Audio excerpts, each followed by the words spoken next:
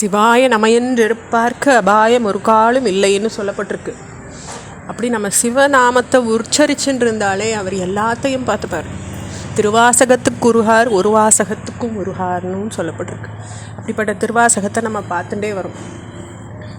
அப்போது ஆறா அமுதே அளவிலா பெம்மானே அப்படின்னு பார்த்தோம். அது வரைக்கும் பார்த்தோம். அப்போ எப்படி அவருடைய அமுது ஆறா அமுது, அதாவது போரும் அப்படின்னு இருக்க போகிறது இல்லை. நிறைய சாப்பிட்டாச்சு போரும்னுட்டு இந்த அல்பஸ்வரூபங்கள் தான் இருக்க போகிறது.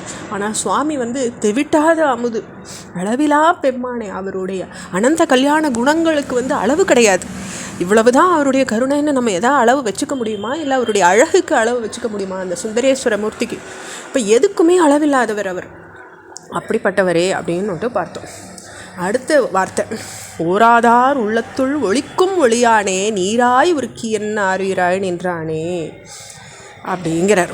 அப்போ ஓராதார் உள்ளத்துள், அதாவது உன்னை ஆராயிரவா கொஞ்சம் பேர், உன்னை ஆராயாதவா, நீ எப்படிப்பட்டவன், நீ யார், உன்னை வணங்கினா என்ன கிடைக்கும், நீ என்னென்னலாம் பண்ணியிருக்க, இதெல்லாம் ஆராயாதவாளும் இருக்காளும் இல்லையோ உலகத்தில். அப்படி ஆராயாதவாளுக்கும் மனசில் மறைஞ்சிருக்கிற ஒளியாக இருக்குது. அவள் மனசையும் நீ ஒளியாக தான் வச்சுட்டு இருக்க. அதுக்காக நீ அவளை இருள் ஆக்கிடல, என் ஆராயலை அதனால் நீ இருளானே அப்படின்னு இல்லை. ஏன்னா நீ தான் கருணைமா வெள்ளமாச்சே. உன்னை நினைக்காதவாளுக்கும் ஆராயாதவாளுக்கும் ஒளியை கொடுக்கக்கூடியவனே. என் மனசில் நீராய் உருகி, அதாவது நீருன்றது புகாத விஷயமே இல்லை. அது எல்லாத்துக்குள்ளேயும் புகுந்துடும். காற்றும் நீரும் புக முடியாதது எதுவுமே இல்லை. அப்படி என் மனசு உள்ள உருக பிணைஞ்சிருக்கியப்பா. உயிராக நிலச்சிருக்கிறவன் நீ தான். ஆறுயிராய் நின்றானே நீராய் உருக்கு என் ஆறுயிராய் நின்றானே அப்படின்னு முடிக்கிறார்.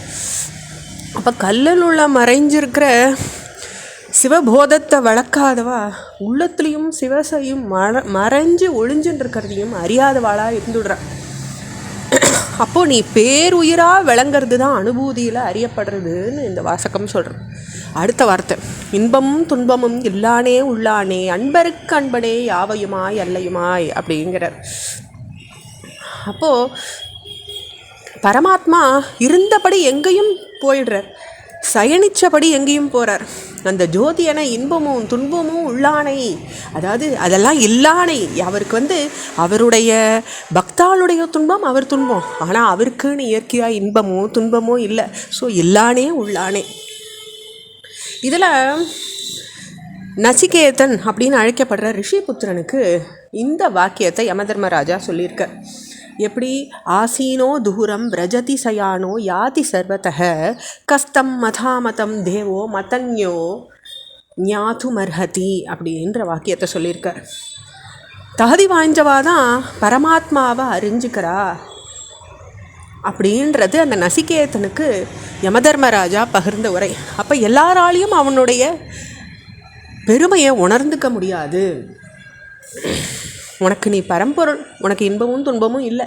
ஆனால் உயிர்கள் அனைத்துமா நீ இருக்கிறதுனால அந்த உயிர்களுடைய இன்பமும் துன்பமும் உன்னுடையது தானே. உன்னை வழுத்துறவாளுக்கு நீ முற்றிலும் சொந்தமாற, நீ உலகனைத்துமா இருக்க. அதனால உன் நிஜஸ்வரூபம் சித்த கூட மாறலை. நீ உலகனைத்தும் விரிஞ்சு எத்தனை பொருள்களாக விரிஞ்சு பிரபஞ்சமே மாறினா கூட உன்னுடைய சுயஸ்வரூபத்துக்கு எந்த மாற்றமும் உண்டாறதில்லை. அது கூடுறதும் இல்லை, குறையிறதும் இல்லை. சோதியனே துண்ணுருளே தோன்றா பெருமையனே ஆதியனே அந்தம் நடுவாகி அல்லானே அப்படிங்கிறார். துண் இருள், அதாவது மிகுந்த இருட்டு. ஒரு இருட்டுக்கு அளவே இல்லை, அப்படி ஒரு மிகுந்த இருட்டு. அப்போ கடலில் கீழ்ப்பகுதி அசைவற்றபடி இருந்துருக்கு, அதனுடைய மேற்பரப்பு அசைவா போக்குவரத்தோடு இருந்துருக்கு. பரமாத்மா செயலற்றும் இருக்கார், செயலாகவும் இருக்கார். இந்த கோட்பாடு தான் சிதம்பரத்தில் எழுந்திருக்க மூர்த்திகள் 2 பேர்னு விளக்கப்பட்டிருக்கு. அசைவற்று இருந்தபடி தன்னுள்ள திருப்தனாக இருக்கிறவர் கோவிந்தராஜா. பிரபஞ்சம்ன்ற சபையை முழுசும் இயக்கின்ற சபாபதியாக இருக்கக்கூடியவர் நடராஜர். அந்த சபாபதி ஈஸ்வரன் தான் சகுண பிரம்மமாக இருக்கார், அவரே நிர்குண பிரம்மமாகவும் இருக்கார். இந்த 2 ரகசியத்தையும் மறைஞ்சிருக்கிறது தான் நம்ம சிதம்பரத்தில் பார்க்குறோம். அப்போ ஆதியனே அந்தம் நடுவாகி அல்லானே அப்படின்ற வார்த்தை இதுக்கு தான் பொருந்தும். அப்போ இடைநிலையிலையும் என் உள்ளத்துலேயும் இருந்து நிர்குண பிரம்மமான நிலைகளில் இருந்து எந்த விகாரமும் உன்னை தொடரதே இல்லையேப்பா அப்படின்னுட்டு அந்த ஈஸ்வரனுடைய மகிமையும் அவனுடைய தன்மையும் விளக்கிறது இந்த வார்த்தை. தொடர்ச்சியை நம்ம அடுத்த பகுதியில் பார்க்கலாம். ஓம் நம சிவாய்.